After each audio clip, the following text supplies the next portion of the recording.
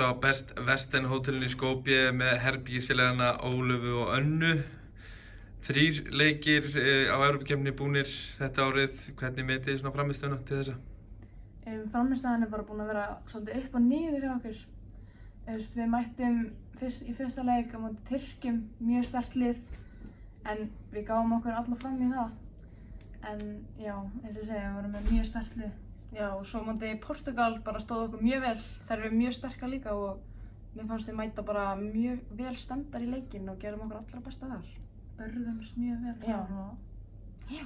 og svo í dag mættum við Sviss og þær eru með sterkt lið líka, en við hefum getað gert betur þar. Miklu betur. Já. Já.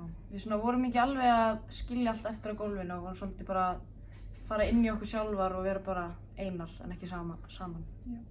Og nú 1 leikur eftir í riðlinum á móti Búlgaríu. Það eru líka búin að tapa öllum sínum leikjum, þannig að þetta er úrslitaleikur um 4. sætið. Hvað teljið ykkur þurfa að gera til þess að vinna Búlgaríu annað kvöld? Við þurfum að mæta bara mjög sterkt og setja tóninn bara upp að leiks. Já. Og bara gera þetta saman og standa saman. Já.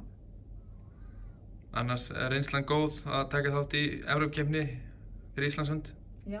Það er mjög skemmtilegt.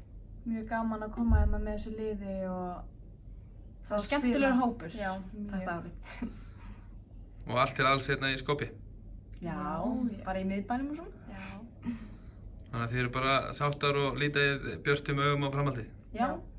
Klálega. Eitthvað sem þið viljið senda svona sérstaklega kveður heim?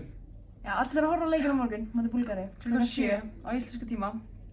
Við ætlum okkur að vinna leikinn. Já, Glæsilegt, takk hérlega. takk fyrir.